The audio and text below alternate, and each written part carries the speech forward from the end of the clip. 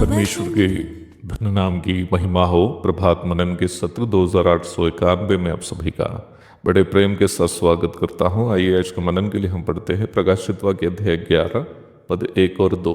फिर मुझे नापने के लिए एक सरकंडा दिया गया और किसी ने कहा, उठ परमेश्वर के मंदिर और वेदी और उसमें उपासना करने वालों को नाप ले, पर मंदिर के बाहर का आंगन छोड़ दे, उसे मत नाप, क्योंकि वह अन्य जातियों को दिया गया है और वे पवित्र नगर को 42 महीने तक रौंदेगी।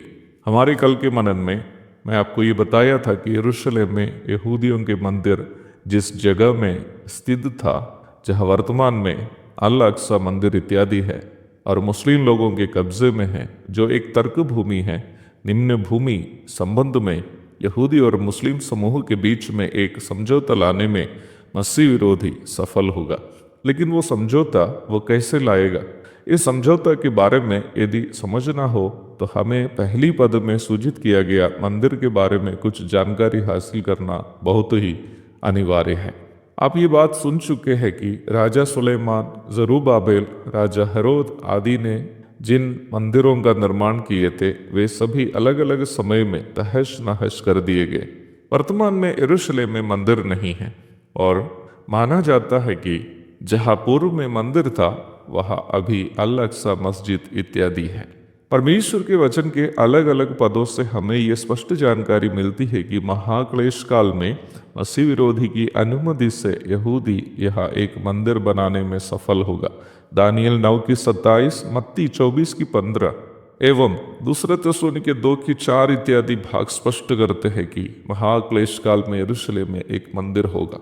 कुछ लोग ये अनुमान लगाते हैं कि प्रकाशित वाक्य 11 की 1 में सूचित किया गया मंदिर कलीसिया है, क्योंकि कलीसिया को भी वचन में परमेश्वर का मंदिर करके परिचय कराया है। पहला कुरिन्ती 3:16, 6 की 19, दूसरा कुरिन्ती 6 की 16, इफिसी 2:21। परंतु ये धारणा पूर्णतः गलत है, क्योंकि पहली बात है कि महाक्लेश काल शुरू होने के पूर्व प्रभु की कलीसिया को प्रभु संसार से अलग कर देंगे। प्रकाशित वाक्य 3:10, पहला थिस्सलुनीके अध्याय 5 पद 1 से 4 तक। दूसरी बात, महाक्लेश काल न्याय व्यवस्था के काल का, जिसे स्थगित करके प्रभु ने कलीसिया की स्थापना की थी। कलीसिया उठा ली जाने के बाद न्याय व्यवस्था में अलिखित बातों को यह जारी रखने का समय है। यिर्मयाह 30 की 7 में इस समय को याकूब के संकट का समय करके परिचय कराया गया है। निम्न परिचय ये सूचित करता है कि ये समय इस्राएल के लिए विशेष संकट का समय है। ये आप जानते ही होंगे कि इस्राएल याकूब का दूसरा नाम है जो परमेश्वर ने उसे दिया था। उत्पत्ति 32 की 28।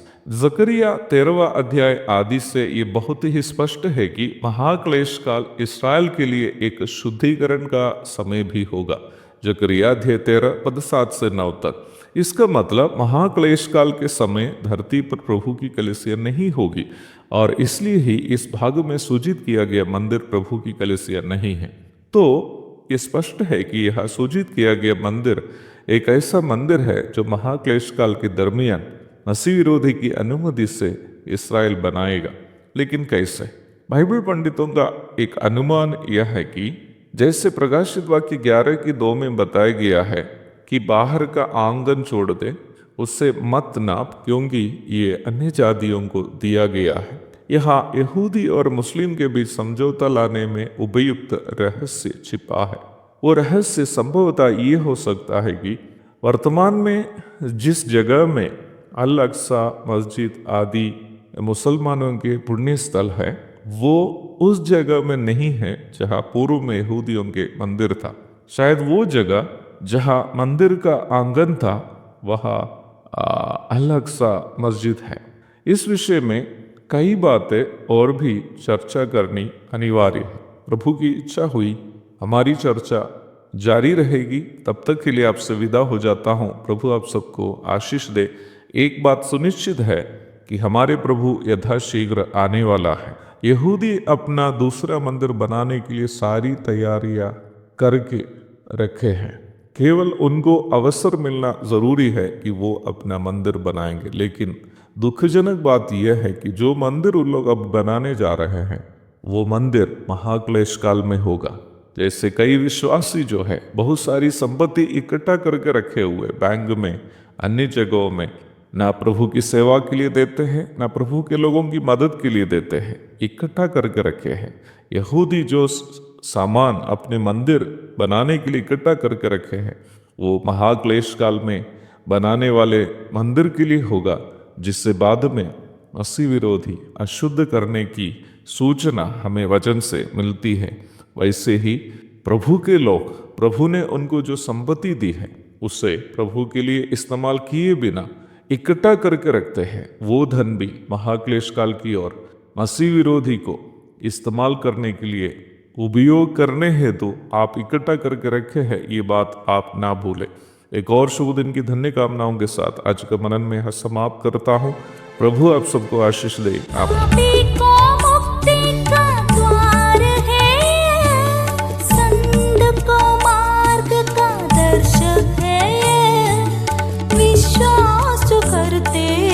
उसके लिए अनंत जीवन का साधन है ये है वचन, प्यारा वचन, यीशु मसीह का प्यारा वचन, ये है वचन।